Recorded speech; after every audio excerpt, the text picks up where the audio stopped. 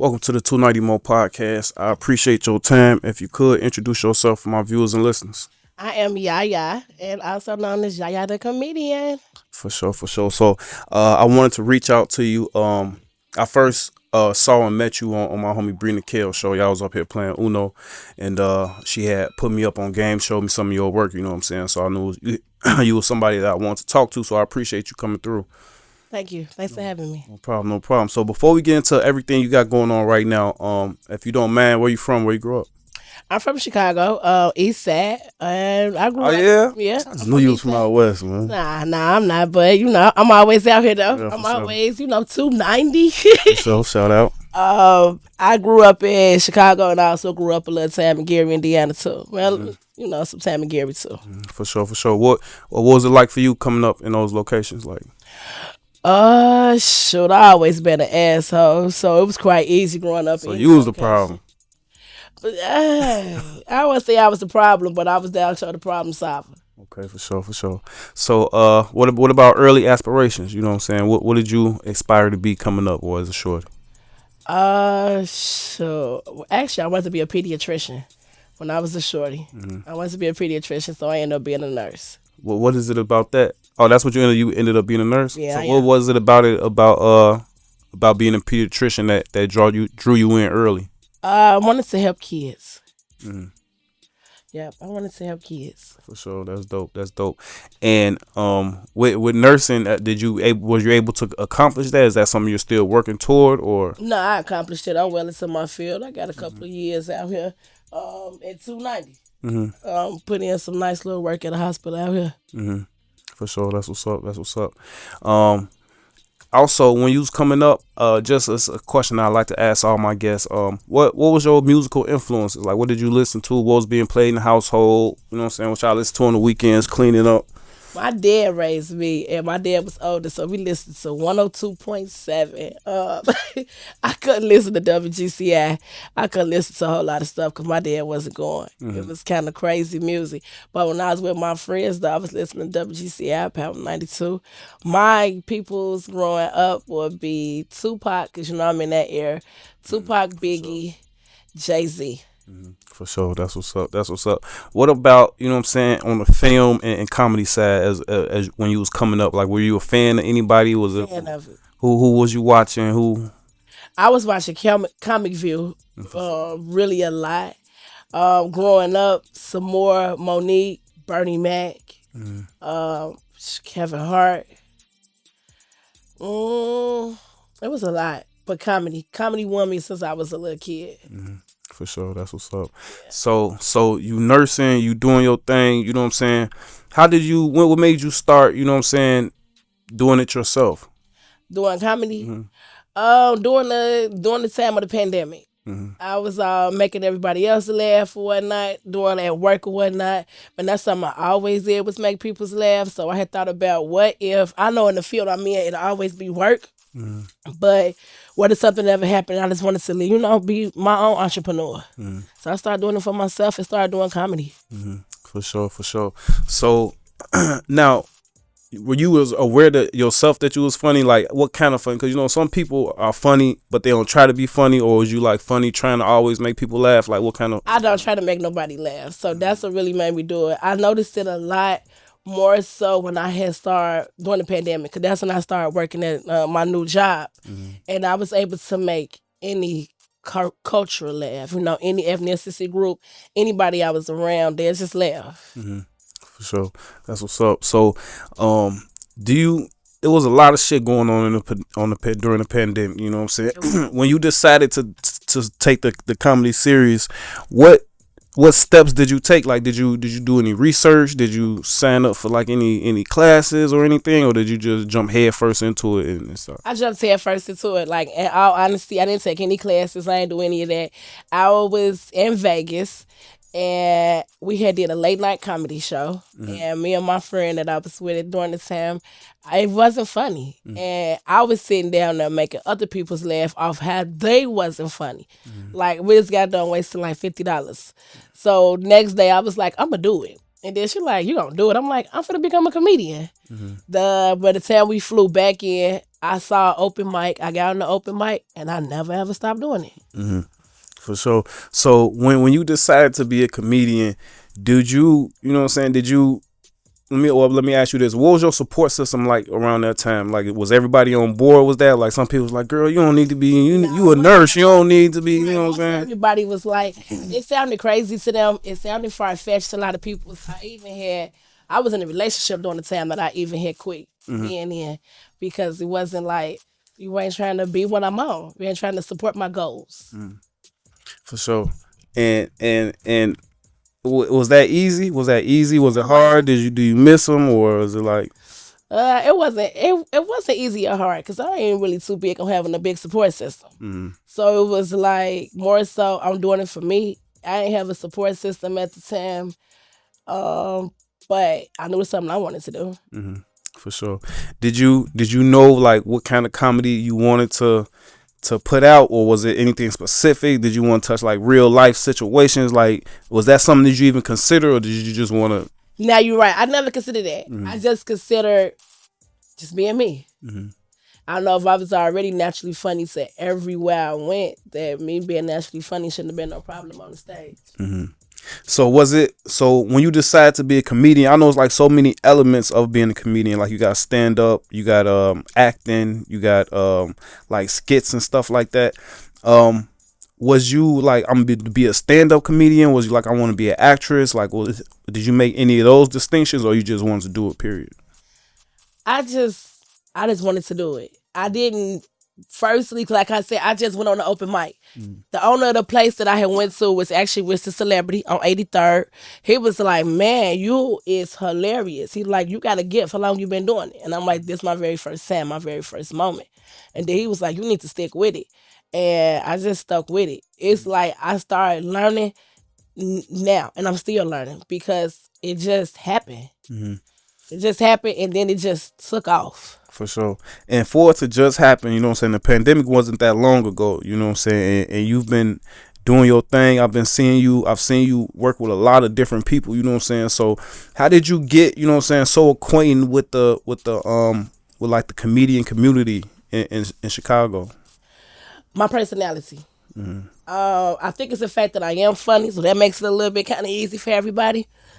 But with my personality, I'm loving, I'm kind. So I came in as a who is that girl type person, you know, but people really wanted to kind of figure me out right quick. They knew I was funny, but I ain't never stay long. I ain't never, try to do too much. I ain't no do too much type person. So it was like my attitude, like she cool and she laid back, that kind of like attracted people to me too. Now that you know what I'm saying, you got into the game and you doing your thing and you working with these different people, what's it like meeting different comedians? Like, do you become fans of them? Were you already fans of some people and you get to meet them now that you're doing comedy? Or Most definitely. I ain't gonna lie, I was a big fan, still a big fan, but she's became my friend, Tierra. It's my cousin Tierra now. I was so fanned out when I seen her. But she had like, don't be fanned out. And I was like, oh my goodness, like I'm doing a show with you, and I was like, I ain't trying to be too fanned out or nothing, but man, I've been following you for years and stuff. That's when she more so was like, girl, like it's ordinary, but she was like, you funny though. And then after that, we just started. We just always was doing bumping, doing shows and stuff like that before she took off, because she done took off real far in these little last couple of years. I was fanned out with her. When I met Jermaine and Uncle Hank, I wasn't as fanned out, but I was a little nervous. was when you met them, was it a business meeting? Like, was y'all already meeting to do work, or was y'all happened to meet and just ended up collaborating? Well, I already had seen Jermaine before on the stage a few times, and we had ended up going to the Grand Ballroom. Everybody here was meeting up for a show there, and Meatball Entertainment. He had kind of, I had been doing shows there with him and Mike Samp. So when they had saw that they was coming, they had made sure I had did a showcase. After they seen me and stuff, so I know honestly they kind of swooped me up after that. Not to say let's swoop me up, but they was like, we want you to start coming to the touch. And then we just started collabing. I ended up booking them, then they ended up booking me. That's dope. That's dope. Now I see you put out hella content. You doing your thing. When you create content, when you get ready to put a skit together, how do you come up with these ideas? Are these real life situations? Are you brainstorming ideas and you putting them together? Like how do you? The content is like real life ideas. To be honest, what pushed me into the content, which I just made up on the year, like last week doing content, was Hank and Jermaine. I had went to go do an audition, and then that's when they was like, I ain't making for the audition, but I liked it, I liked the fact of the acting of it. So I just started putting stuff together, and then when Hank had started saying that I was trying to do it myself, that's when he was like, all right, well, we'll give you a shot, we'll give you a chance.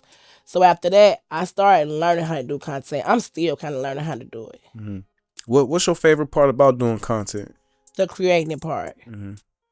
Are you are you big on the analytics? Like, do you pay attention to like how many views a video gets, or who's liking it or anything like that, or do you just put it out and let it do whatever it's gonna I do? can say I am kind of up on the views and stuff, but if I went by the views and stuff, I'd have been stopped. Mm, Cause for some of sure. the content I'd be like, Me man, too, why this ain't bro. hit a million? Why this ain't hit that? Why this ain't hit that? So I look at it, but I don't try to pay it too much attention. For sure. Also, with doing skits, I'm pretty sure you get people hitting you up all the time trying to work or having opportunities to work. How do you choose who and where, or how to work? Do you pretty much do everything since you new to it, or do you still have discernment? Like, how do you choose who to work I with? discernment with it because I ain't new to the comedy field. So, if it's one of those types of situations that I see that I can kind of give somebody a push, I try to give them a push, and I may jump on their stuff. I try to, most definitely, if it's opportunity that somebody trying to put me on, then I most definitely will take it. And I try to, certain people's I see, and I be like, oh, they got some talent, and I try to put them on. For sure, for sure.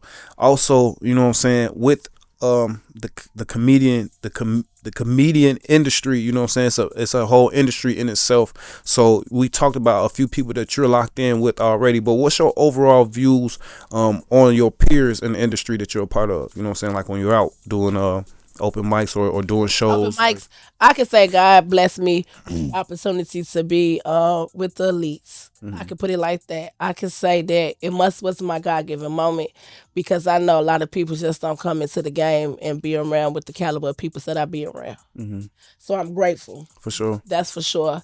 Um, Besides working with like Uncle Hank and them, I work with Harvey. If you probably up on Harvey. I done did skits with Felice. I done did skits with a lot of people. So I even had a chance to, do some skits with AB. I actually had a chance to do a lot of Shout out skits. AB. Yeah, Future. Had the Future skits in Chicago. Timmy. I've done a lot of skits with a lot of big time people. For sure, that's dope. Do you have a favorite? Like when you putting out so much content, do you have any favorite, or is it just working? You just put it out and keep move on to the next one, or do you have favorite ones after you do it? Like, that's my favorite, bookmark it or pin it or something like that. Most definitely, I got a few favorites. Whenever I'm coming up out of something with my bra, it's usually a hit since that very first one. So I try to, I do look at the analytics to see what other people's like and try to stick within that lane. For sure. What do you pay attention to the comments? Do you pay attention to the comments? Do you respond to the comments and stuff like that? I most definitely do. I engage, if it's on my page, I'm going to engage with it. Sometimes I can say like when my stuff be on somebody else's platform, is when I done noticed that I get some crazy comments. I ain't really get too many crazy comments because it's all the character. So I ain't really worried about no comments. Like what they gonna call me fat, duh. Like, duh, I'm a comedian. I can take a joke as long as they can take one. For sure.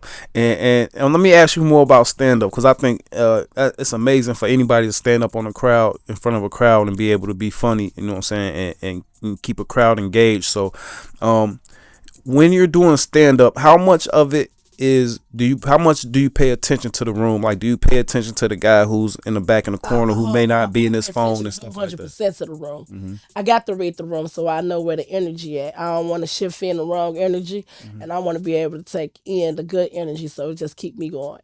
But if we got a Debbie Downer type of room, then my objective is to make sure that the energy get up and get raised. So I'm most definitely pay attention to the crowd. Is that easy when the room is just down? Is it easy to get them back up? Does it make your job harder? Does it Is it, I can don't you think it'll make. even recover a crowd from that? Yeah, I've been able to recover a lot of crowds. I can say I don't really think I left no bad taste in no crowd that I ever had a chance to experience in. It's always been some good feedback. It's always a lot of good feedback. They always like to see me up there. Hmm. If I got some feedback, then I most definitely take whatever criticism that's gave, Hmm. so I can go ahead and do better. Hmm.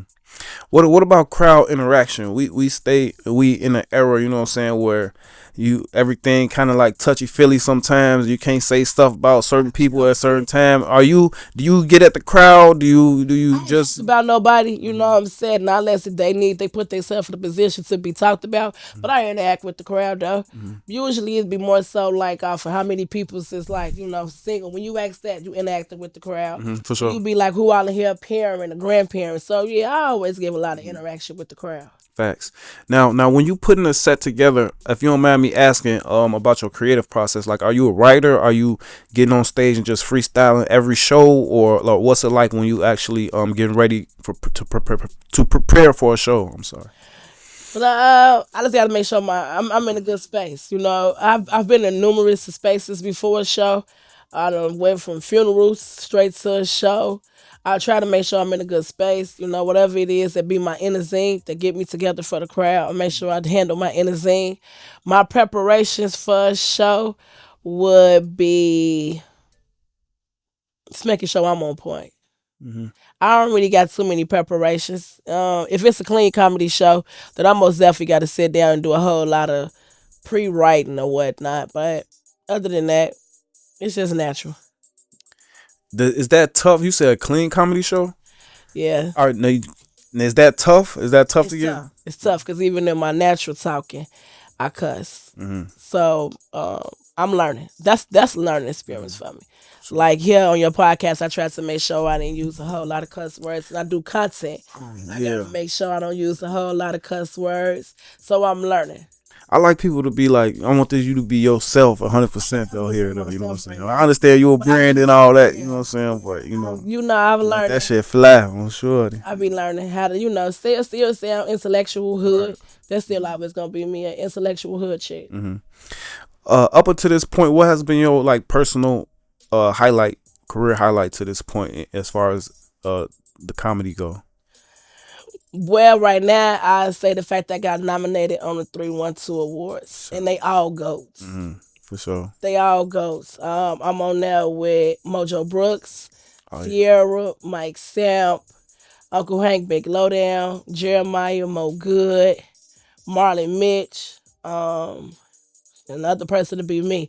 They all ghosts right now. For sure. Not to say that it ain't no other ghosts that's out there that's out here in the industry, Hmm. but to be listed with anything, them sort of type of peoples on them calibers, to Hmm. me, I already have won. I got nominated. Hmm.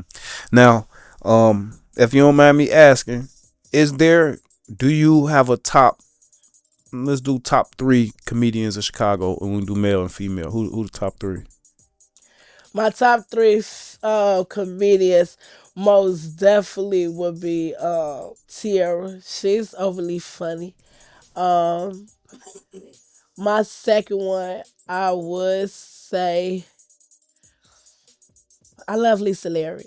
Hmm. She's most definitely funny. I think she's very, very highly talented. And then my third one would be Mike Samp. Yeah, I I fuck with Mike rocks with Sam. Mike. I fuck I with Mike rocks with Sam. Mike. He's ignorant. He He don't had care did about 312 awards last year too. yeah, and I rocks with him. He's also been my mentor in the game. That's what's up. When I first came in, he swooped me up and he mentored me a lot. Hmm. Um, now that you pretty much doing your thing, you know what I'm saying, you going crazy. What's your goal? If you don't mind me asking, if you don't mind sharing that, what's your goal with the comedy? My goal with the comedy is to become a household name. Mm-hmm.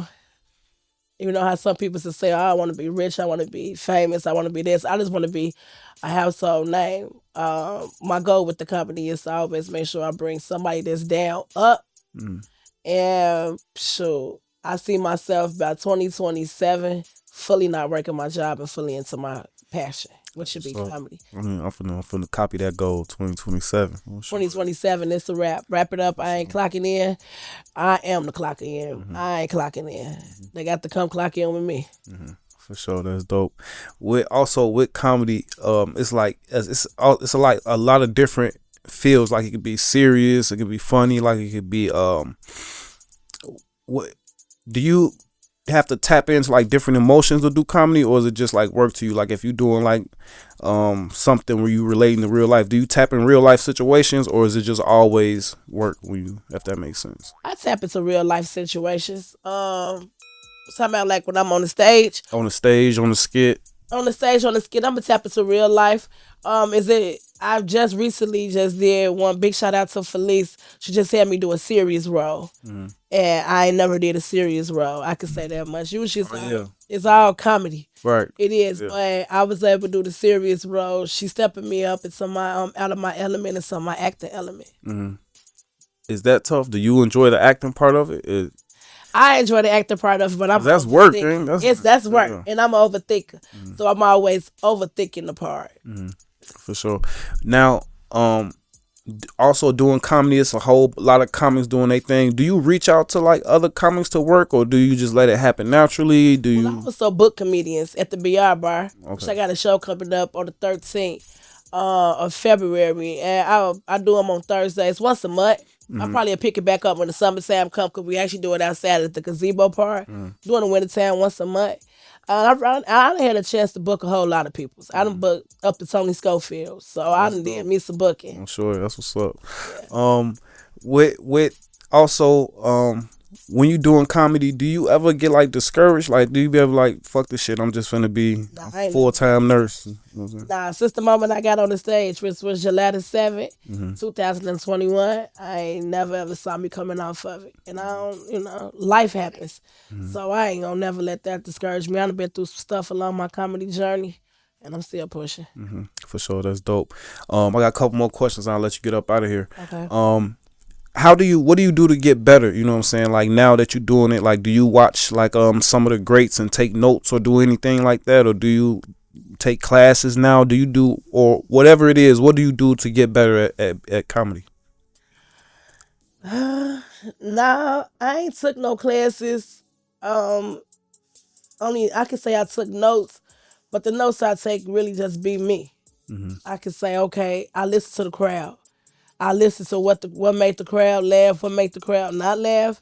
I don't never really go off the techniques of nobody else because they ain't me. Mm-hmm. So I don't really know how they. It's all about the delivery with comedy. Mm-hmm. If it's funny, it could be funny, but you could have the wrong delivery. Mm-hmm. How you deliver it, and then it ain't funny no For more. sure. You could make something be funny just by the delivery of it. Mm-hmm. For sure. Uh, give me some comics that people might think is funny that you don't think is funny at all. If you don't have if you can do that for me. You talk about like just famous. Yeah, like fan, like some people say Kevin Hart ain't funny. Like to you personally, like a comic that people may think is funny that you not. So far, I ain't never really came across a comic to me that really wasn't funny. Okay. They might have had a bad day. Mm-hmm. Sometimes people have a bad day. If they orbit thrown off, they ain't gonna be able to deliver how they supposed to deliver. Mm-hmm. I ain't never really seen whether the people's out there in Cali, they wasn't funny. That's what made me get up there. Right. So them folks wasn't funny, but shoot, I don't even know their names. Right. If it's Sure. somebody that ain't funny, ours is, I don't even know their name. So, facts. When doing comedy, is anything off limits? I tried to hold my tongue back a little. Mm-hmm. So I say sexuality. I try to keep the sexuality of what somebody choose to be off limits. Mm-hmm. I try not to talk about nobody. Like I don't go on the stage, people to talk about people's in the crowd. I don't think I ever done that before. Now if you up there badgering me, you gonna get this work. Mm-hmm. But if you ain't badgering me, I ain't never just went into the crowd and picked out nobody and talked about them. Mm-hmm. Do you rewatch your shows and critique yourself, or once you do a show, it's just out there? I can say last year I tried. In the first 2 or 3 years, I didn't. Mm-hmm. I just be like, it is what it is. Last year I really did try more to watch what I'm doing to see how I could make it better. Mm-hmm. sure. Talking about making it better, you know what I'm saying? With comedy and just everything you got going on overall, when when you're like doing a gig or a show, do you let me see, I'm losing my train of thought a little bit. No, that's all good. Uh when doing a show, do you automatically like work with anybody? Like if anybody reach out to you to do a show, does it automatically work with them, or do it depend on like they track record, or if it's a certain bar, certain venues Um, that you don't do for whatever reason? I can say it is. It has been a few people that I turned down. Sometimes people just want you to just just do free work around here. You know what I'm saying? Ain't nobody trying to do no free work. Mm-hmm. Not to say that I won't, cause I will. Mm-hmm. But it's a few peoples I know that's shady and shicey, and they don't be trying to pay. Mm-hmm. So if you somebody I know that you ain't trying to pay, I ain't working with Mm-hmm. you. Cause I get a little crazy about my money. Ain't no joke about my money. For sure, for sure. Is it is doing comedy? Is it all like money? Like does it is it always Nah, it's business? always about money. I ain't gonna Not say like it's, that, but I like ain't gonna say it's always about the business. Cause like I say, right. I do a show to support somebody. Like if I see an upcoming comedian that's new and upcoming, and they want to be able to use the platform that I done built to try to make their show a little better, or for them to say that they able to have, this comedian to come on their show. If it's somebody that I know